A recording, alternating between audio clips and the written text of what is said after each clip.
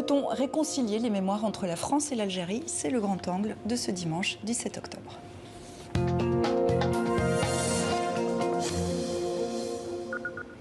« 17 octobre 1961, des dizaines d'Algériens sont massacrés au cœur de Paris. Un drame longtemps passé sous silence. 60 ans plus tard, la France rend hommage aux victimes.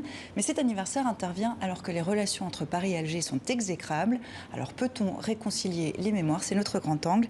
Avec vous, Jean-Pierre Mignard, bonsoir. Vous êtes avocat, fin connaisseur de l'Algérie. Vous étiez présent à la commémoration tout à l'heure. Et en février 2017, vous aviez accompagné le candidat à la présidentielle Emmanuel Macron en Algérie. Tramor Kemner, bonsoir à vous aussi. Bonsoir. Vous êtes historien, spécialiste de la guerre d'Algérie.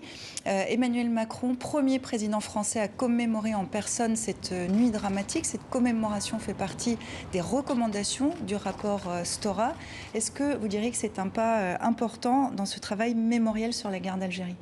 Oui, bien sûr. C'est une reconnaissance officielle, donc avec un geste officiel et une minute de silence aussi qui est observée pour toutes les victimes. Donc c'est vraiment un geste fort de ce point de vue-là en direction des immigrés algériens qui vivaient en France à ce moment-là et de toutes leurs familles aussi qui vivent encore avec ce drame aujourd'hui. Mais la question qui se pose, c'est évidemment, est-ce que c'est assez? C'est un pas de plus. Jean-Pierre Mignard, le président français parle de crimes inexcusables pour la République. Ça veut dire quoi? Crime inexcusable, ça signifie que il n'y a aucune espèce d'explication à fournir, si ce n'est le massacre, la brutalité, la cruauté qui a accompagné cette phase qui est vraiment une des plus terribles quand même de la guerre d'Algérie dans son déploiement en France. Manifestation pacifique, il n'y a eu aucun coup de feu, aucune violence de la part des manifestants et en effet, la police avait reçu des consignes d'être très ferme. Moi, je ne mets pas en question les policiers. La police, pardonnez-moi, c'est le préfet, c'est Maurice Papon. Oui, et aujourd'hui, c'est le nom qui ressort. Oui, bien sûr. C'est pas tellement celui des ministres. Non. Alors les ministres, le ministre savait quand même. Les consignes de fermeté avaient été données. Mais est-ce que Maurice Papon est l'arbre qui cache la forêt dans cette commémoration aujourd'hui?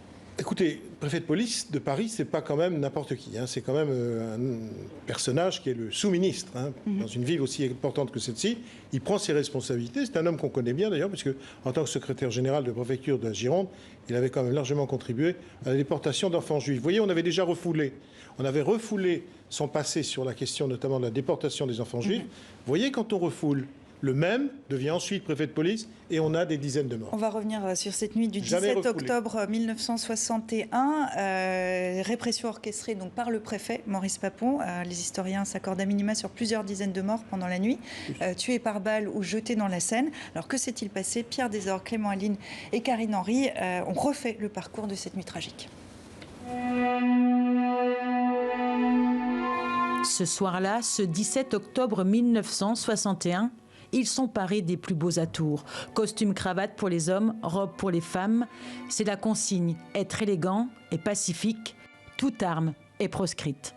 Ils sont des dizaines de milliers de manifestants, 30 à 40 000 Français musulmans d'Algérie, comme on les appelle à l'époque, à rejoindre Paris pour dénoncer un couvre-feu imposé à eux seuls. Il s'agissait d'aller dans Paris le plus possible vers le centre de Paris et le plus possible au vu des Parisiens, en espérant que ça allait choquer les Parisiens de voir appliquer une consigne qui était contradictoire avec tous les principes d'égalité.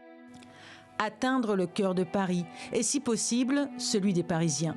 Plusieurs rassemblements sont prévus à Saint-Michel, à l'Opéra et au Grand Boulevard.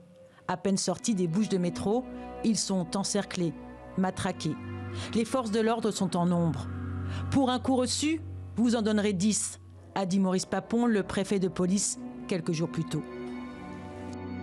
Même si vous tirez sur des gens qui ne sont pas armés, vous serez couverts, ça sera considéré comme de la légitime défense. C'est ça qu'il leur avait dit dans les commissariats. Il faut imaginer le contexte. Une guerre d'Algérie qui tire sur sa fin, des actions du FLN de plus en plus meurtrières et des policiers qui pensent à la vengeance. Dans les rues, cette nuit noire, des corps à terre, ensanglantés et menottés. Pont Saint-Michel, des Algériens sont battus et jetés à l'eau. Certains s'accrochant et essayant de résister aux coups qu'ils recevaient, et étant finalement frappés au point qu'ils tombent comme une pierre au milieu du bras de la Seine. En quelques heures, 12 000 manifestants sont embarqués. Les camions de police ne suffisent plus. Il faut réquisitionner les bus de la RATP. La dernière fois qu'ils ont servi, c'était en juillet 1942, lors de la rafle du Veldiv. Dans la nuit du 17 octobre, Maurice Papon publie un communiqué. Il fait état de 3 morts. Cela restera la vérité officielle pendant des décennies, des années de déni. Encore aujourd'hui, le bilan est difficile à préciser, entre 150 et 200 morts selon les historiens. En 1999, le terme « massacre » est légitimé par la justice française. Les familles qui étaient présentes à la commémoration aujourd'hui, elles en disent quoi de cette commémoration? On vient de voir ce qui s'est passé il y a 60 ans. Comment elles se positionnent? Elles sont très émues. Très émues. Pour elles, c'est un geste très important. Il faut imaginer que depuis le début, on va dire même les années 60, plutôt 70, où vraiment les commémorations ont commencé, mais commémorations qui étaient quasiment familiales. C'était un moment de recueillement, les gens allaient sur les lieux, effectivement, comme on les a vus là. Et c'est quelque chose qui a commencé vraiment en plein cœur des familles, vraiment dans la douleur. Et ces mots d'Emmanuel Macron aujourd'hui leur suffisent? En tout cas, celles que j'ai vues, oui, tout à fait. Elles ont été heureuses, contentes. Certaines veulent aller plus loin, veulent que ce soit d'ailleurs aussi au niveau de la guerre d'Algérie en tant que telle. Voilà, donc au-delà des événements simplement d'octobre, mais même pour les événements d'octobre, ne pas s'arrêter simplement à la figure de Maurice Papon. Simplement, voilà, je voudrais aussi ajouter que quelque part, Maurice Papon joue vraiment un rôle en tant que tel.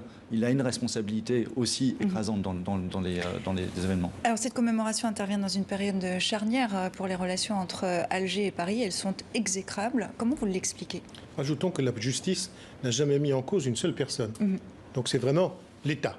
Sur les relations entre Paris et Alger, les relations entre Paris et Alger sont très mauvaises. Alors, ce qui est très paradoxal, c'est que, franchement, il y a 3 présidents qui ont quand même beaucoup œuvré notamment sur la question mémorielle du rapprochement: Jacques Chirac, François Hollande et maintenant Emmanuel Macron. Ça, c'est indéniable.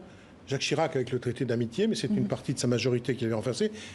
Hollande, qui effectivement devant le Congrès algérien explique que l'Algérie, c'est comme l'Allemagne pour la France en termes de déploiement de sa politique et de sa stratégie, c'est majeur. Il est d'ailleurs ovationné par le Congrès. Et quand même, Emmanuel Macron, c'est Madame Audin, c'est Boumengel, c'est aujourd'hui ce qu'il a fait quand même. Mais ça explique les mauvaises relations avec Alger? Non, bien sûr que non. C'est pas. Alors qu'est-ce qui les explique? Je pense que ce qui les explique, c'est parce que je pense, d'ailleurs, il faut le dire, parce que le gouvernement algérien, l'Algérie est aujourd'hui à un moment de ses choix sur le plan économique, sur le plan de son organisation politique, sur le plan de son organisation sociale. Et il y a toujours quelquefois une attitude de repli sur elle de l'Algérie qui consiste en effet à s'abriter derrière son histoire et à faire de son histoire, qui maintenant date de 60 ans, ce qui ne veut pas dire qu'elle ne fut pas tragique, la preuve, on en parle encore, une explication à des questions qui sont d'ordre interne et qu'elle seule pourra résoudre. Ça, c'est des propos qui ont été rapportés, c'est ce que disait Emmanuel Macron. On a rapporté ces propos. Il a dit aussi qu'il a un bon dialogue avec le président Tebboune, mais qu'il voit que ce président Tebboune est pris dans un système. Quand il dit ça, il dit quoi? Est-ce que ça explique aussi qu'il pointe du doigt les militaires au pouvoir? Je pense qu'il faut être très prudent par contre sur ce point, parce que c'est un pays d'une extrême susceptibilité. Mais est-ce que c'est ce que sous-entend Emmanuel Macron? Et qu'à chaque fois, c'est une critique qu'il formule vis-à-vis du système politique algérien. Sur ce point d'ailleurs, peut-être être très prudent, parce que sur ce point, une partie de la population dit exactement la même chose. C'est vraiment enfoncer une porte ouverte. Simplement, il faut faire extrêmement attention dans des relations qui sont vraiment explosives, parce que la susceptibilité est énorme. Vous savez, ça va être long maintenant, parce que déjà le gouvernement algérien a besoin de se repositionner, il a besoin de renouer avec sa population. Il y a une crise en Algérie, on ne va pas le nier. Il y a peut-être aussi une crise économique à venir. Je ne sais pas effectivement, avec le prix des hydrocarbures, ce que sera effectivement l'avenir des recettes de l'Algérie. Il y a quand même, on le voit, de l'immigration qui se fait, des fois dans des conditions tragiques, là encore. Donc c'est un pays qui est considérable, qui dispose de potentialités énormes, d'un peuple d'une vitalité extraordinaire, qui est un peuple très proche de nous, mais qui est paradoxalement fragile et donc très susceptible. Donc ce sera long, ce sera long, hein, le renouement sera long. Il faut continuer dans ce qu'a fait Macron aujourd'hui qui est très fort, compte tenu de la gravité Justement, des faits. Voilà, sur ce travail mémoriel, depuis le rapport Stora du 20 janvier, la France a fait des propositions de gestes communs à Paris et à Alger. Est-ce que vous diriez qu'Alger n'a pas accepté cette main tendue? Est-ce que ça, c'est problématique? Oui, pour l'instant, effectivement, Alger considère aussi que c'est un problème franco-français. Et en soi... Et ça agace Emmanuel Macron? Ça peut agacer Emmanuel Macron dans sa politique? Alors, je pense qu'effectivement, Emmanuel Macron avait vraiment envie de faire des choses communes et de se rapprocher de l'Algérie et du président Tebboune pour aller dans un sens véritablement d'amitié de plus en plus fort, comme on disait tout à l'heure. Pour l'instant, c'est pas le cas. Et du coup, en fait, ce qui aussi en ressort, c'est d'avancer du côté français, d'avancer en fait dans la mémoire française et franco-française. Et en cela, que ce soit le problème des harkis sur leur arrivée en France en 62, ou que ce soit la question du 17 octobre 61 qui concerne des Français, qui concerne l'immigration algérienne en France, mais qui est un problème franco-français de ce point de vue-là. Mais la question qui se pose, c'est est-ce qu'on peut se réconcilier tout seul? Non, on ne peut se concilier qu'à deux. La question, c'est que les gestes mémoriels de la France, qui ont été très importants, sont faits dans une période où je ne suis pas sûr que l'Algérie était en mesure de les saisir du fait de la crise politique. Un gouvernement succède à l'autre. Mais ça, on le dit depuis des années. Non, parce que là, c'est très particulier. Ce qui s'est passé avec l'Irak, le départ du président Bouteflika, la venue d'un gouvernement, je ne suis pas sûr que l'Algérie se soit trouvée dans la meilleure des situations possibles pour répondre au volontarisme très positif, d'ailleurs, d'Emmanuel Macron. Ça, il faut bien le voir. Et deuxièmement, je trouve que pour ce qui est de la France, vous avez raison, c'est penser quand même que qu'est-ce qui nous unit avec le peuple algérien? Qu'est-ce qui nous unit avec les harkis? Qu'est-ce qui nous unit avec les Français rapatriés? Qu'est-ce qui unit ceux qui étaient pour les Algériens et ceux qui étaient pour... C'est le malheur. Parce que ce qu'on a vu aujourd'hui et les images que l'on peut voir, ce sont quand même des années de malheur. Et pour le peuple algérien, depuis le début de la colonisation, beaucoup de malheur. Et donc, d'un mot pour conclure, comment on sort de cette je vais vous crise dire, et comment on se réconcilie? nous devons, alors je reprends les mots de Hollande devant le Congrès, quand on a eu tant de malheur entre deux peuples, à terme, il faudra aller très loin, pas seulement dans des accords, même s'il faut commencer à les trouver, il faudra aller très loin dans l'union, aller très loin dans l'unité. Ça me semble important, et peut-être d'ailleurs entre le Maghreb et l'Europe. C'est peut-être essentiel. Aujourd'hui, quand on a tant de malheur, il faut aller comme les Français et les Allemands sont allés, vers beaucoup de bonheur. Mais il n'y a pas de moyenne. Et ça sera le mot de la fin. Merci à vous deux d'être venus dans 64 minutes. Jean-Pierre Mignard, Tramor Kemener, merci beaucoup. Et pour aller plus loin sur